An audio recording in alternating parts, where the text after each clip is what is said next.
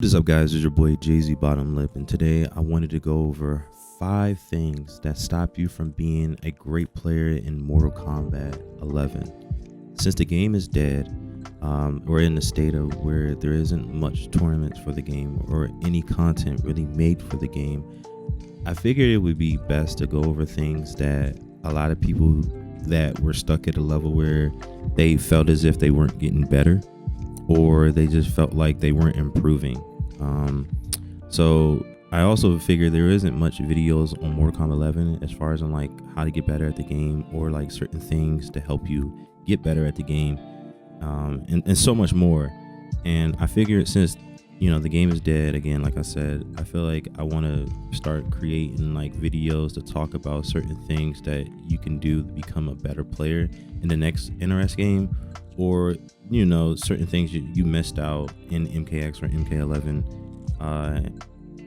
any of those fields, as far as in like something to boost your play style or boost you up as a player. Now, with that being said, I wanted to again go over the 5 things. We're starting with flawless blocking, or OS flawless blocking, and how to bait it, right? So in Mortal Kombat 11, they created a system called flawless blocking, and flawless blocking allows you to take your turn back or interrupt your opponent's turn, essentially to take again your turn back so you can do the things that you want to do with your character, right? Now, when it comes to flawless blocking is very, very important to learn on a high level, because they took away the aggressiveness, in my opinion, from MKX and substituted it for players who want to not deal with this rush down playstyle. They implemented something called flawless blocking. So essentially, rather than spending meter to take your turn back or get your opponent off you, that's like a push move, you have flawless blocking. Flawless blocking interrupts your opponent's move, and you can do this at will, no matter how many times. Like, there's no meter essentially for it, but you do have to spend meter in order to up 3 or up 2. So I feel like a lot of players haven't got good at the game because they didn't abuse the mechanics of the game, which were like flawless blocking again. So if you were really good at flawless blocking, I feel like that was one step you needed to take in order to become a better player at Mortal Kombat 11. But then, as you start getting good at flawless blocking, you'll have players that will bait your flawless block. So you need to learn how to deal with that. Now, most of the time, people who try to flawless block, they usually get three or 2 different input errors when they're trying to flawless block. Essentially, they'll get like an up 3, up 2, or they go flying up in the air really high and it looks like an input error, or they get a standing move. They get like standing 3 or standing 2, whatever move that they're trying to use to up 2 or up 3, right? So essentially, what you could do to abate that is neutral duck in front of them, or you can take your turn back, and once you hit them, most of the time people will try to flawless block on hit. So you can sit there and bait them into thinking that they're going to try to flawless block and up to them, up 3, or you can just wait for them to throw out a move and then counter it by ducking and then going straight into your moves. This right here was another step into becoming a really good player, because not one are you really taking your turn back, you're losing your turn, which means that you're baiting your opponent to try to take their turn essentially back and then countering that. It's like a counter to a counter. It's insane. I don't know. In my opinion, I think the system is I think that's kind of crazy. It reminds me of Melty Blood, where they would have like these shield wars and stuff like that. And that kind of like messed the game up in a sense, because you're no longer are really scared of your opponent's pressure, because you can interrupt at any given moment that you really want. So again, this is one of the things that you needed to get good at in order to be at a high level, was flawless blocking, or OS flawless blocking, which would be essentially using your Oki frames or the knockdown frames in order to wave dash into your opponent and then bait them to press a button, and OS flawless blocking. There is one character that's really, really good at that, which would be Liu Kang. I would probably make a video on it, or I can put it right here really quick so you can see what I'm talking about. But basically, after bicycle kick, right? EX bicycle kick, which leads into the corner, you can bait your opponent into thinking that they can wake up with up 2, up 3, or even just buttons itself, and you will blow them up for that. Now, this is called OS flawless blocking because essentially what I'm doing is I'm wave dashing, and as I'm doing so, I'm baiting them to press a button, but I'm crouching and holding R2 at the exact moment that they get up off the ground, and then from there I'm up to an up 3, but reacting to the sound effect of the flawless block itself, and then from there I would basically OS those options, and if they don't press a button, I can automatically go back into my turn as well. And since Liu Kang has a really good anti-air, if your opponent tries to jump on wake up, you could just down 3 them, which would essentially just anti-air them, which makes Liu Kang insanely good with his corner pressure. Now, I wanted to talk about trip guarding. Trip guarding is really, really important because at a high level, you want to space your opponent out, you want to play footsies, you want to create mind games, and so on and so forth. Most of the time, when you do really good at doing that, your opponent will last result, or the option that he most likely would try to throw you off with if you're trying to zone him or space him, would be to whiff punish you by jumping in. And as doing so, you can trip guard your opponent because you can space him to the point where if he tries to jump at you and try to hit you, you can backdash, or you can space it to where you can punish him, because on the way down, after doing a jump punch or a jump kick, he has negative frames into where he must recover before he can press another button from that jump that he did essentially. So as he does that, you can punish it with a mid or high, whatever the button is, one of your best buttons that advances towards the opponent and punishing him for it. There's a good character name rating that does really well with that. You have Spawn, you have Joker. Liu Kang can do it as well with 1, 2, 3, or 4 for it if you space it correctly. A lot of characters can do it, again, like Kodokan 4-1. A lot of characters can do this. It's all about you figuring out what is your move that you can trip guard with. It's very, very important to figure out what character that you have, or what character does really well with trip guarding your opponent. The next one that I think will be really good is hit confirming. Now, hit confirming is very, very, very important. That can make or break you, because a lot of times people will get a hit and not be able to hit confirm it, which was very important to do, but never did so. So that will mess them up, and essentially not being able to close out a round, because that's giving your opponent another chance at life because you didn't hit confirm. It can make or break you. Very, very important to learn. A character that's really good, in my opinion, that capitalizes off of hit confirming would be Scorpion. People put him at like A tier or B tier. I think Scorpion is an S tier character if you know how to hit confirm with forward 3. Now, forward 3 is a really good move because it has a flawless block gap, which would be forward 3, 4, and the last hit is flawless blockable.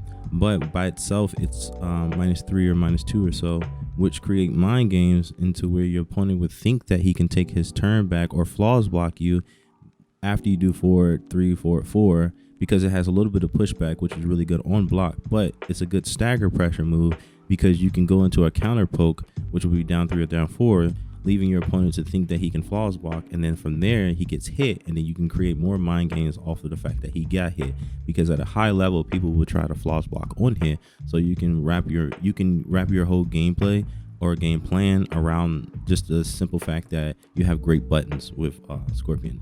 In my opinion, Mortal Kombat 11 is all about poke, footsies, and spacing, and then strike throw.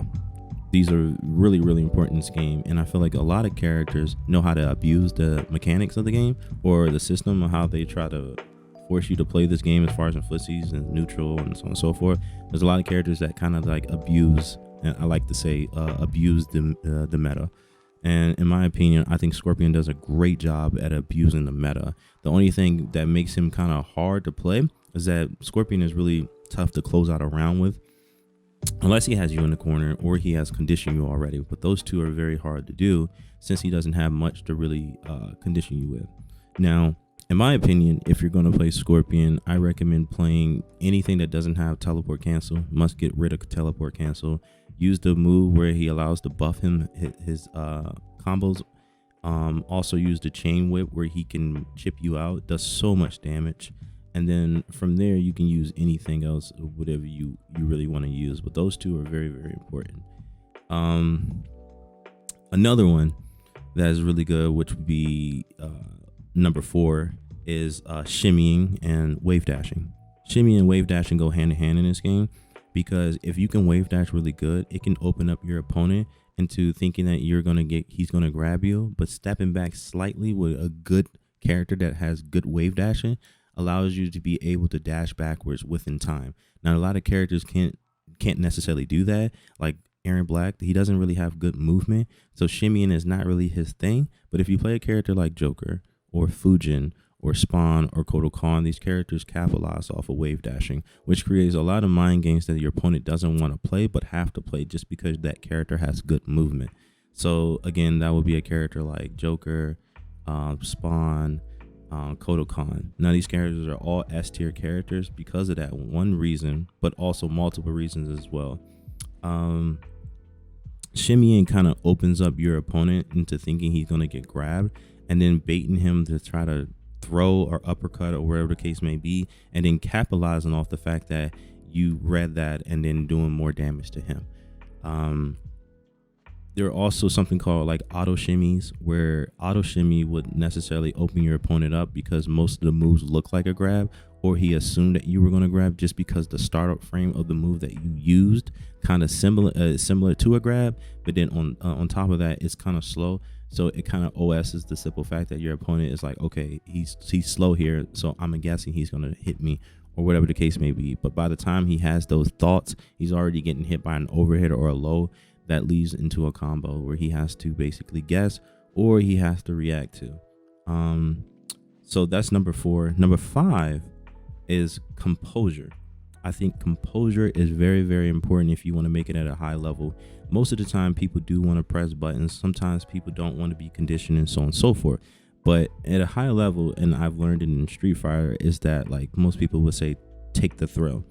Now, when it comes to Mortal Kombat 11, not necessarily do you have to take the throw. You can eliminate all the options to a throw. For an example, if you don't want to react to overhead lows, which you can in this game, you can fuzzy them, and you can leave your mind to only paying attention to the animation of a throw. If you're getting overwhelmed, you have to keep your composure.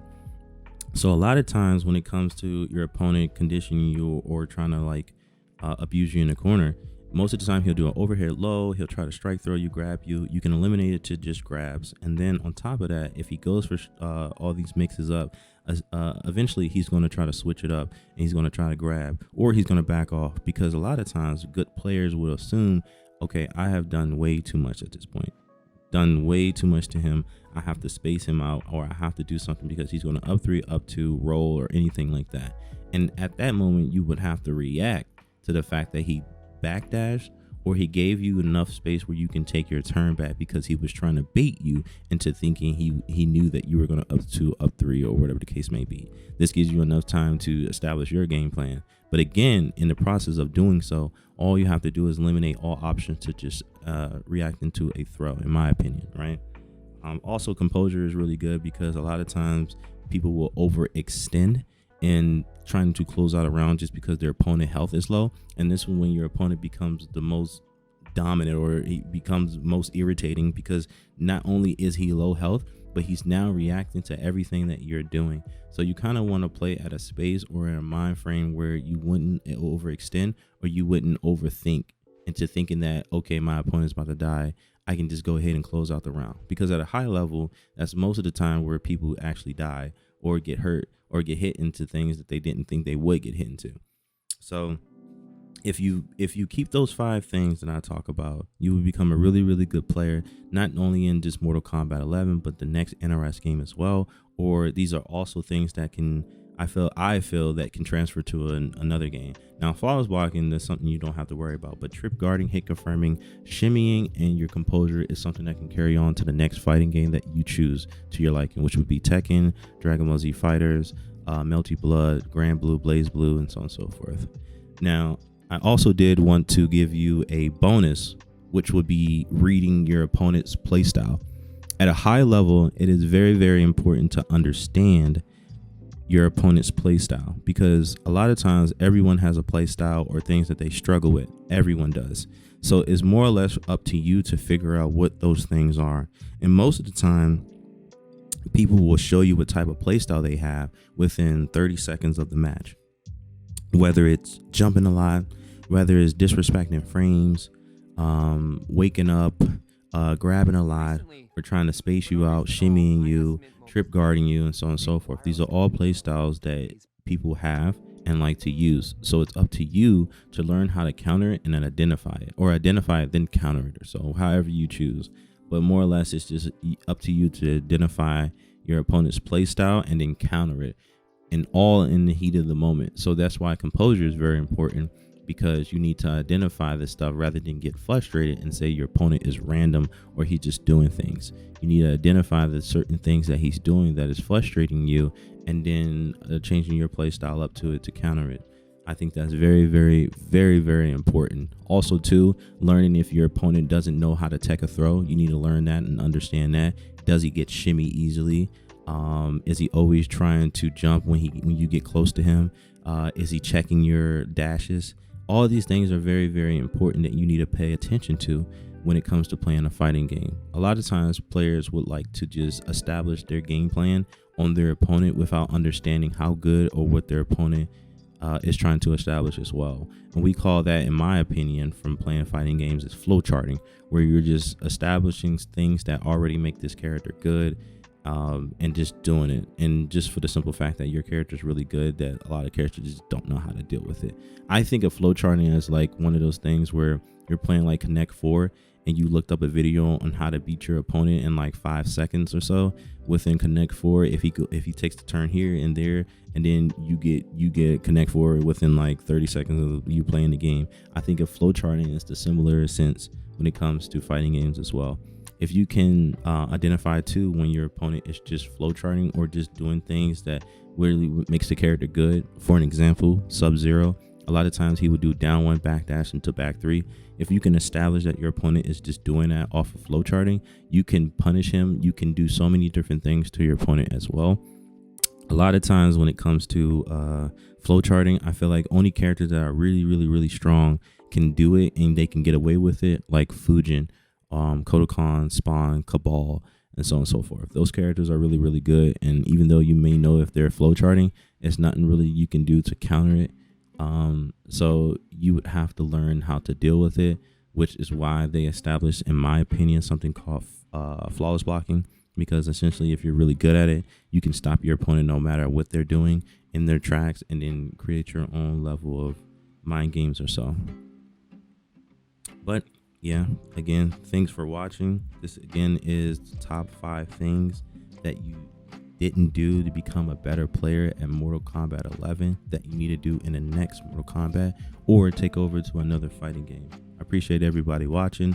I also will be doing a individual video for everything as far as your flawless blocking, trip guarding, or so. I'll make one to focus on each one individually, and I'll go over it and how to deal with it, because again, the next Mortal Kombat 1 is right around the corner, and as well there's other fighting games that use these systems as well. Again, thank you for watching. It's your boy Jay-Z Bottom Lip. I'm out.